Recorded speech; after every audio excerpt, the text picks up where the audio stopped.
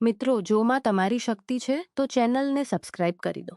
આ દેશી વાર્તા ગામની એક કુંવારી છોકરીની છે। મારા ગામમાં એક નહેર છે। ગરમીમાં હું નાહવા માટે નહેર પર જતો હતો। એક દિવસ એમ જ નહાતી વખતે મને એક કુંવારી છોકરી મળી। ચાલો વાર્તા શરૂથી શરૂ કરીએ। દોસ્તો, મારું નામ અંકિત છે। હું બરોડાનો રહેવાસી છું। અત્યારે હું સુરતમાં રહીને રેલવેની પરીક્ષાની તૈયારી કરી રહ્યો છું। મારા પરિવારમાં અમે 2 ભાઈ અને માતા પિતા છીએ। માતા હાઉસવાઈફ છે, જ્યારે પિતા ખેડૂત છે। અમારી પાસે 33 વીઘા જમીન છે, જે બિલકુલ નહેરની નજીક આવેલી છે। મારી ઉંમર અત્યારે 23 વર્ષની છે। મારી ઊંચાઈ 5 ફૂટ અને 10 ઇંચ છે। શરીરે હું પૂરો હટ્ટો-કટ્ટો છું, દેખાવમાં પણ ઠીક છું। મેં વિચાર્યું કે મારા જીવનની એક ઘટના તમારી સાથે શેર કરું। તે આજથી લગભગ 2 વર્ષ પહેલાંની છે। મારું ઘર ગામમાં છે, જ્યાં મારા ઘરની પાસેથી જ એક નહેર નીકળે છે। ગરમીના દિવસોમાં અમે નહેરમાં સવાર સાંજ નહાવા માટે અવારનવાર જતા હોઈએ છીએ। તેથી અમારા ગામની છોકરીઓ બપોરે નાહી લેતી હતી, કારણ કે છોકરાઓ તે સમયે ત્યાં હાજર નહોતા। આવી જ રીતે એક દિવસ હું ઘરે બેઠો બેઠો કંટાળી રહ્યો હતો, તો મેં નહેરમાં નાહવા જવાનું વિચાર્યું। બપોરના સમયે ઘરના બધા લોકો સૂતા હતા, એટલે હું નહેર પર નહાવા માટે આવી ગયો। મને નહાતા લગભગ 10 મિનિટ જ થઈ હશે કે અમારા પાડોશની છોકરી ત્યાં નહાવા માટે આવી। તે છોકરીનું નામ રાધા છે। તે રંગે ગોરી છે, કમર પાતળી છે અને એકદમ સુંદર છે। જ્યારે તે નહેર પર આવી ત્યારે હું નેબડામાં જ નહાવા લાગી, કારણ કે ગામમાં છોકરીઓ સલવાર કમીઝમાં જ નહાતી હોય છે। નહેરમાં મને પાણીમાં ડૂબકી લગાવીને તરતો જોઈને તેની મને પણ તરતા શીખવાડો ને હું તેની વાત પર થોડો આશ્ચર્યચકિત થયો, કારણ કે અમે બંનેએ આ પહેલાં ક્યારે આટલી ખોલીને વાત નહોતી કરી, અને એ પણ આવી રીતે એકાંતમાં। આજથી પહેલાં ક્યારે મેં તેને આ નજરથી નહોતી જોઈ। તેના કહેવાથી હું તેને આ નજરથી માટે રાજી થઈ ગયો। મેં નજીક આવી અને પાણીમાં ગોઠણીએ બેસીને ડૂબકી લગાવવા લાગી। મેં તેને મારા હાથોમાં પકડી લીધી, જેથી તે નીચે ડૂબે નહીં। મારા હાથ તેની કમર પર હતા અને તે તરવા માટે હાથ પગ મારી રહી હતી। ત્યારે જ મારો હાથ તેની છાતી પર ચલ્યો ગયો।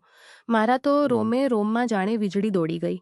તેની કાચી કુંવારી છાતીના સ્પર્શથી હું રોમાંચિત થઈ ગયો। તે સમયે મારા હાથ કાપવા લાગ્યા હતા, પણ તેણે કાંઈ કહ્યું નહીં। ત્યાર પછી મારો હાથ તેના નિતંબો પર લાગ્યો। હું તેને જાણી જોઈને અડકવાની અને દબાવવાની કોશિશ કરવા લાગ્યો, પણ તે તો એવો વ્યવહાર કરી રહી હતી જાણે કાંઈ થયું જ ના હોય। તેથી મારી હિંમત ધીમે ધીમે વધતી જતી હતી। મેં રાધાને ઊભી રહેવા માટે કહ્યું, તો તે મારી સામે જ ઊભી રહી ગઈ। તે મને એકદમ ચીપકીને ઊભી હતી। તેના ગરમ શ્વાસ હું અનુભવી રહ્યો હતો। તે કાંઈ પણ બોલ્યા વિના ઊભી રહી થોડીવાર સુધી। અમે બંને આમ જ ઊભા રહ્યા। ના તો તે કાંઈ બોલી રહી હતી અને ના તો હું કાંઈ પણ કહી રહ્યો હતો।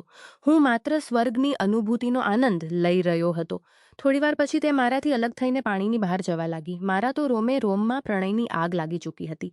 મેં તેને થોડીવાર રોકાવાનું કહ્યું, પણ તેના કહીને ચાલી। કદાચ તેને કોઈના આવી જવાનો ડર, કારણ કે હું જાણતો હતો કે તેણે મારી કોઈ હરકતનો વિરોધ નહોતો કર્યો, એટલે આગ તો તેની અંદર પણ લાગી ચૂકી હતી। મારા મનમાં ડર પણ હતો કે તે ઘરે જઈને આ બધું કોઈને કહી દે। આવો વિચાર મનમાં આવતા મારી પ્રણયની આગ ઠંડી થઈ ગઈ અને ડરને કારણે મારી હાલત ખરાબ થવા લાગી। ત્યાર પછી હું ઘરે આવી ગયો અને રાધા સાથે થયેલી હું ઘરે આવી ગયો અને આંખો થયેલી આ ઘટનાને યાદ કરતાં હું બેડ પર રોમાંચ થઈ રહ્યો હતો અને આંખો બંધ કરીને મનમાં રાધાની છાતી મેં મારા હાથ વડે જ હથિયારને ઉપર નીચે કરીને પ્રણયની આગ શાંત। તે દિવસથી હું બસ એ જ વિચારી રહ્યો હતો કે કોઈ પણ રીતે રાધા સાથે ફરીથી એકવાર મુલાકાત થઈ જાય। આ જ વિચારોમાં મને આખી રાત નીંદર ન આવી। જ્યારે મોડે નીંદર આવી તો સપનામાં પણ રાધા જ દેખાવા લાગી। થોડા દિવસો પછી રવિવારનો દિવસ હતો અને અમારા આડોશ પાડોશમાં એકમાત્ર અમારા ઘર પર જ ટીવી હતું। અને દિવસે રાધા અમારા ઘરે ટીવી જોવા માટે લગભગ 12 વાગ્યે આવી। મારા મમ્મી પપ્પા ટીવી બહુ જ ઓછી જુએ છે, તેથી તેઓ તેના રૂમમાં સૂઈ ગયા હતા। ગામડામાં ઉનપ્પા ટીવી બહુ જ ઓછી જુએ છે। ગામડામાં ઉનાળાની ઋતુમાં ગરમી બહુ જ હોય છે, તેથી ગામડાના લોકો બપોરે જમીને સૂઈ જાય છે અને 3 વાગ્યા પછી ઉઠે છે। ટીવીવાળા રૂમમાં મારા અને રાધા સિવાય બીજું કોઈ નહોતું। હું પણ ટીવી જોઈ રહ્યો હતો અને સાથે સાથે રાધાને પણ। થોડીવાર પછી હું ઉઠ્યો કે સુનિશ્ચિત કરવા માટે કે મમ્મીને પપ્પા સૂઈ ગયા છે કે નહીં, મેં ધીમેથી તેના રૂમમાં જોયું તો તેઓ ગાઢ નિંદરમાં હતા। ત્યાર પછી હું રાધાની બિલકુલ પાસે આવીને બેસી ગયો અને ધીમે ધીમે એક હાથ તેની કમર પર ફેરવવા લાગ્યો। તેણે કાંઈ પણ ન કહ્યું, તેથી મારી હિંમત વધતી જતી હતી। હું મારા હાથને તેની કમર પરથી થઈને છાતી તરફ લઈ ગયો। તેણે એકવાર મારી સામે જોવા લાગી। તેને પણ આ બધું સારું લાગી રહ્યું હતું નહીં તો કોઈ પણ સીધી છોકરી આ રીતે તેના શરીરને અડવા નથી આપતી। જ્યારે મને પૂરો વિશ્વાસ આવી ગયો કે તે પણ મને મળવાની પૂરી તૈયારી કરીને આવી છે. તો હવે મારાથી રહેવાયો ને તેણે એકવાર માટે મારો હાથ હટાવ્યો. હું થોડો ખચકાયો ને પણ જ્યારે મેં તેના ચહેરા તરફ જોયું તો તે શરમ અનુભવી રહી હતી અને મનોમન પ્રેમ કરવા માટેની પરવાનગી પણ આપી રહી હતી. ત્યાર પછી મેં તેને ઉંચકીને મારી બાહોમાં ભરી લીધી. તેણે બંને હાથ મારી ગરદનમાં પરોરી દીધા. તે શરમથી નીચે જોઈ રહી હતી, પણ તેના ચહેરા પર એક મંદ સ્મિત હતું, જે મને ખુલ્લું આમંત્રણ આપી રહ્યું હતું કે આજથી હું તારી જ છું. તને મારી સાથે જે કરવું હોય તે કરી લે. મેં તેને ઉચકીને ખૂણામાં પડેલા પલંગ પર લઈ ગયો અને તેને પલંગ પર સુડાવી દીધી અને હું તેના ઉપર સૂઈ ગયો. અમારા બંનેના હોઠ એકબીજાને સ્પર્શ કરવા માટે આતુર હતા. તેના ગરમ શ્વાસ મને મદહોશ કરી રહ્યા હતા. રાધા આમ તો અમારા પાડોશમાં જ રહે છે, પણ આજે પહેલી વખત મેં તેને મન ભરીને જોઈ. ત્યાર પછી ઘણીવાર સુધી અમે બંને એકબીજાને ચુમ્બનો આપતા રહ્યા.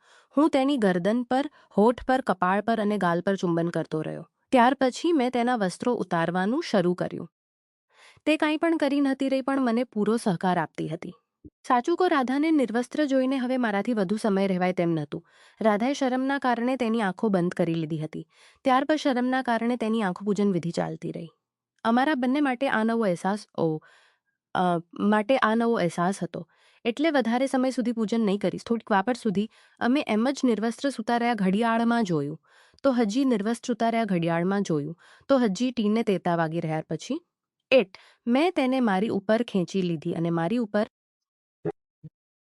સુવડાવી દીધી. અમારા બંનેની છાતી એકબીજાને અણી રહી હતી. મેં તેને બાહોમાં ભરી રાખી હતી. અમે બંને થોડીવાર સુધી એમ જ સૂતા રહ્યા. રાધાની શરમ હવે ગાયબ થઈ ગઈ. તે થોડીવાર પછી બોલી, અંકિત, મેં જ્યારથી તમને નહેરમાં નાતા જોયા છે ત્યારથી હું તમને પ્રેમ કરવા જોયા છે.